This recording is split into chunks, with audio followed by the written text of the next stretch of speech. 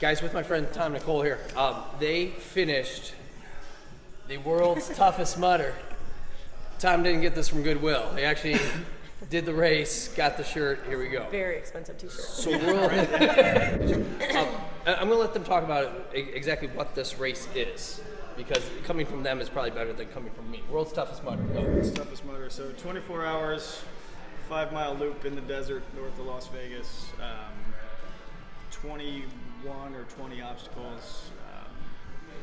You go until you can't go anymore. To be a finisher, you have to be out of the course the whole 24 hours. Can't not stop. Best obstacle. Double rainbow, because for me that's one of the scariest ones. Describe it. So you're on a 15-foot plank, and then there's a bar that's like, I don't know, maybe 4 or 5 feet out in front of you or something. We're talking like like that. walking the plank, like Yeah, and pirates. You have to jump up to this bar, and then it swings, and then there's another bar that you have to grab a hold of, let go of the other one, and then swing, and then you're on a like a big, huge mat that you land on. So if you fall into a bunch of water. Awesome. Things that people don't think about. It's Vegas, so it's hot. Because you started at what time? Started at noon.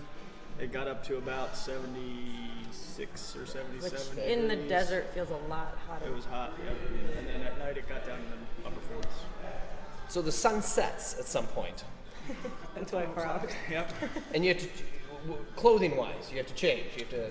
So we ran about 30. We completed 50 miles. We ran about 30 of that in a wetsuit. Whether it was a shorty wetsuit or a full wetsuit, or a full wetsuit with another layer on over the top of that. So I ended up with a few layers. Because you're hot. I got a little cold. yeah. So not only are you running 50 miles, not only are you doing obstacles, but you're hot, and then you're cold, and then you're hot again. Because then in the morning it gets hot, I'm assuming. Yeah. Morning you peeled layers, and those were really the only stops were to put on or remove wetsuit layers throughout the night. 50 miles. Otherwise we tried to keep it to 4 or 5 minutes. Eat some chicken noodle soup. It was the best chicken noodle soup I've ever had. Campbell's, thank you very much. After dark, there was medics that would ask you silly questions like, your name, where you were from. Your state capital, which is really hard to remember at like 2 in the morning. I was like, wait, where do I live? So in the way of trying to, just doing something like this, to 50 miles, 24 hours, not stopping, when someone starts to train for something like this, or when you guys, what was like the secret? Let's just brass tacks here. What was the secret to you guys being successful and actually doing this? Not DNFing, getting it done, bottom line.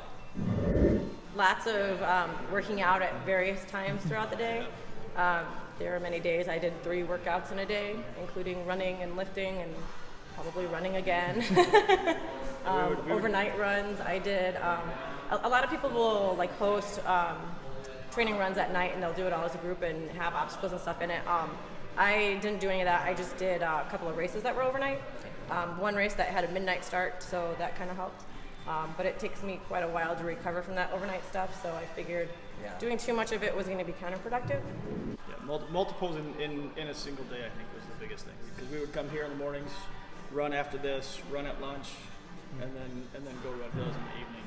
Or our Saturdays, we would yeah. run in the morning, come here, lift, and we would run another 5+ miles after that. So you're pretty tired. How long did it take? When did you start really focusing on training for this? All year, really. Yeah, it was a good year out. We decided. But we knew like years ago that we were going to do it this year, so we had a lot of mental prep. Yeah, lots of time to think. It's not a whim. It's not a, hey, let's do it next month. No, most certainly not. You probably can't do that. They probably don't allow that. Do they allow that? You could. Yeah. There were people that jumped in last minute, but they had done it before. Oh, gotcha. So they knew what they were getting into, and they're racers anyway, so they're already trained. So. There's a lot of people that don't go out there to go and run for 24 hours. They'll run a couple of laps and sleep for a while and get up and run a few more laps in the morning. That sounds better. Yeah, right? Yeah. So just something to emphasize something that they're saying, because most people probably have no interest in doing the world's toughest mudder. But if you notice, when I said, hey, what's the best thing that you guys did? Oh, they did multiple workouts in the day, and then we worked out in the morning. We lifted there. There was always a we. Okay, so there's like a thing of an accountability thing going on here. Can I say that? For sure. Yeah. Okay. If somebody doesn't wake up to lift, the other person gets crap.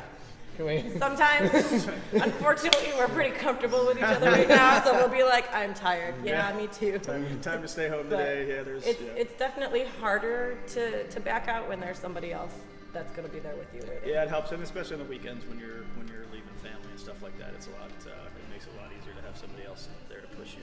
And How hard would it be to do on your own? It's a lot of mental grit. I mean, it's doable. We've both done a lot of things on our own, especially ultra racing. But the training, we always have a bunch of people. We have a big support group of runners, and so like weekends are long runs, and we're spending 3, 4, maybe sometimes even 6 hours out there on the trails running together, goofing off, having fun, working hard. So that makes a huge difference. Goofing off, working hard, having fun with friends. yeah. Moral of the story here, friends. Thanks for watching. Congrats to Tom and Nicole.